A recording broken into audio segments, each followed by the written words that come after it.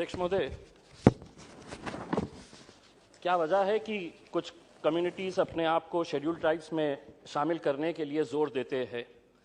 अगर उन्हें schedule tribes category में शामिल किया जाए तो क्या उन्हें महज कुछ सरकारी स्कीम्स का फ़ायदा मिलेगा? उन्हें नौकरियों के अंदर रिजर्वेशन मिलेगा, एजुकेशन के अंदर रिजर्वेशन मिलेगा, या क्या उन्हें शेड्यूल ट्राइब्स में शामिल होने के बाद सम्मान से जिंदगी जीने का अधिकार मिलेगा? ये बहुत महत्वपूर्ण सवाल है जिसका जवाब बड़े अफसोस के साथ ये कहना पड़ रहा है कि नहीं, इन्हें सम्मान से जीने का अधिकार नहीं मिलेगा, चाहे वो एसटी के अंदर आ जाए, एससी के अंदर आ जाए। और मैं ये क्यों कह रहा हूं, ये मैं आंकड़ों के साथ बता सकता हूं।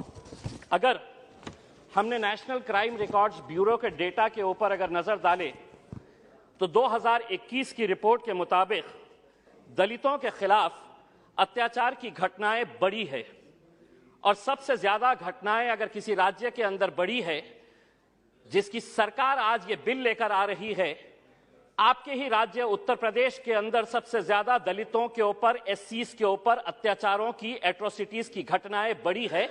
ये मैं नहीं कह रहा हूं, नेशनल क्राइम रिकॉर्ड्स ब्यूरो बता रहा है। जिस शेड्यूल ट्राइब्स के अंदर और ज्यादा कम्युनिटीज को आप ऐड कर रहे हैं, उनके खिलाफ कैसे अत्याचार की घटनाएं बढ़ रही है, ये नेशनल क्राइम रिकॉर्ड्स ब्यूरो दोबारा आपको बताता है। एसटीज के खिलाफ 6.4% अत्याचार, एट्रोसिटी की घटनाओं के अंदर बढ़ावा हुआ है, बड़े हैं एट्रोसिटीज के केसेस। और सबसे ज्यादा केसेस शेड्यूल ट्राइब्स के, जो नेशनल क्राइम रिकॉर्ड्स ब्यूरो आपको बताता है, किसके राज्य के अंदर है? तो मध्य प्रदेश के अंदर सबसे ज्यादा घटनाएं बढ़ी है। कितनी घटनाएं हैं? पूरे देश की अगर हम शेड्यूल ट्राइब्स की अगर हम बात करते हैं तो महज मध्य प्रदेश के अंदर 29.8% घटनाएं, एट्रोसिटीज अगेंस्ट शेड्यूल ट्राइब्स, ये मध्य प्रदेश के अंदर है। दूसरे नंबर के ऊपर आता है राजस्थान, जिसके अंदर 24% शेड्यूल ट्राइब्स के खिलाफ घटनाएं बढ़ी है। हमारा यह कहना है कि शेड्यूल ट्राइब्स, क्या यह हकीकत नहीं है? मंत्री जी इसका जवाब दे सकते हैं कि आज इस मुल्क के अंदर सबसे ज्यादा डिस्प्लेसमेंट्स अगर किसी का हुआ है तो आदिवासियों का हुआ है, शेड्यूल ट्राइब्स का हुआ है। सिर्फ महज आप शेड्यूल ट्राइब्स की कम्युनिटी को बढ़ाकर ऐसा इंसाफ उनके साथ कर रहे हैं, ये दिखाइए नहीं। हकीकत यह है कि इनके साथ सबसे ज्यादा नाइंसाफियां हुई है। यूडीआईएससी की रिपोर्ट 2021-22 के तहत एससीज और एसटीज और मुसलमानों के बारे में बताती है कि एससीज का टोटल एनरोलमेंट जो प्राइमरी से हायर सेकेंडरी तक जाता है वो 9.73%, मुसलमानों का एनरोलमेंट होता है 14%, लेकिन एनएसएसओ की रिपोर्ट के हिसाब से 12.8% ड्रॉप आउट जो है, वो टोटल एनरोलमेंट अगर जो होता है उसका 12.8% ड्रॉप आउट हो जाता है, जिसमें से 18.2% प्राइमरी लेवल के ऊपर ड्रॉप आउट हो जाते हैं एससीज के, जिसमें से 17.2% मिडिल लेवल के ऊपर के जितने भी है, 17.2% ये मिडिल लेवल के ऊपर ड्रॉप आउट हो जाते हैं। और उसमें मुसलमानों का ड्रॉप आउट परसेंटेज कितना है? तो 15.7% है। अध्यक्ष महोदय, मैं अभी हमारे राष्ट्रवादी कांग्रेस के हमारे सहयोगी अभिभाषण दे रहे थे और उन्होंने मराठी के अंदर बड़ा जोर देकर यह कहा है कि धनगरों को मिलना चाहिए, मराठा समाज को मिलना चाहिए। इतने साल सत्ता में यही कांग्रेस वाले बैठे थे, यही राष्ट्रवादी वाले में बैठे हुए थे। महाराष्ट्र के अंदर इनकी क्या मजबूरी थी कि ये नहीं देते हैं जब सत्ता में रहते हैं, जब विरोधी में आ जाते हैं, बैठते हैं तो इनसे उम्मीद करते हैं। इनसे उम्मीद कैसे की जा सकती है?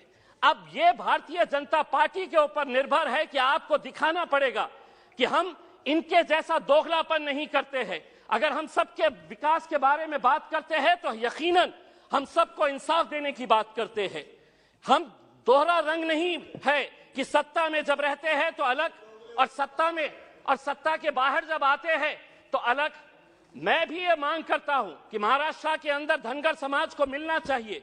मराठा समाज के अंदर ऐसे बहुत सारे लोग हैं जिन्हें रिजर्वेशन मिलना चाहिए। मैं मंत्री जी आपसे पूछना चाहता हूं, जो फैसले हम नहीं कर सकते हैं, कहीं ना कहीं रुकावट आती है, कहीं ना कहीं कुछ विवाद होता है, तो हम अदालतों में जाते हैं। मुसलमानों को रिजर्वेशन मिलना, ये अदालत ने, बॉम्बे हाईकोर्ट ने कहा और किस आधार के ऊपर कहा? ऐसा नहीं है कि ये रिजर्वेशन इम्तियाज जलील मांग रहा है, नहीं चाहिए मुझे, लेकिन जो पसमानदा मुसलमान है इस देश के अंदर, मेरे महाराष्ट्र राज्य के अंदर, क्या उनको रिजर्वेशन नहीं मिलना चाहिए? और किस आधार के ऊपर मिलना चाहिए? 4-4 कमिटीज, 4-4 कमीशंस बनाए गए, Ranganath Mishra commission, Mahmoodur Rahman commission, Sachar commission, Kundu committee, ये सरकार द्वारा अपॉइंटेड कमिटीज थे। किस लिए बनाए गए थे? कि मुसलमानों का सोशियो एजुकेशन किस लेवल के ऊपर है, किस लेवल के ऊपर है, उसको स्टडी करे और उसकी रिपोर्ट दे।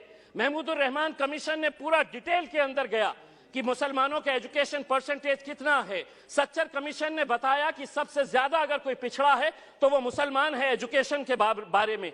तो ऐसे हालात के अंदर अदालत ने, जब ये मामला अदालत के अंदर गया, तो अदालत ने खुद ने ये कहा, बॉम्बे हाई कोर्ट ने, कि मुसलमानों को 5% कम से कम एजुकेशन के अंदर रिजर्वेशन दे दीजिएगा।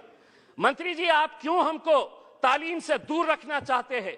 क्यों चाहते हैं कि मुसलमान ने पढ़ना नहीं चाहिए? हमारी भी ख्वाहिश है कि हमारे भी बच्चे IAS, IPS, UPSC पास करें, लेकिन अगर नीति अपनाते रहेंगे कि कल मंत्री जी ने एक मिनट, कल मंत्री जी ने कहा आपने प्री मैट्रिक स्कॉलरशिप, कोई हजारों की स्कॉलरशिप नहीं दी जाती है मुसलमान बच्चों को, 1000 रुपये की स्कॉलरशिप, 1000 रुपये वो गरीब बच्चे को जब मिलते हैं तो वो तालीम हासिल करता है। और आप कह रहे हैं कि नहीं, ये इसके ऊपर डबल से कोई दूसरी स्कीम चल रही है तो हम इसका फायदा नहीं दे सकते हैं। इतने सालों से अगर दी जा रही थी, आप क्यों रोके हैं? हम आपसे अनुरोध करेंगे कि विशेषतर महाराष्ट्र के बारे में आप मराठाओं को भी दीजिए, धनगर को भी दीजिए, लेकिन मुसलमानों का हक ज्यादा इसलिए बनता है कि कहीं ना कहीं अदालत ने इनके बारे में कहा है कि इनको रिजर्वेशन मिलना चाहिए। धन्यवाद। बहुत बहुत धन्यवाद, आपने मुझे इस अमेंडमेंट बिल पे बोलने का मौका दिया।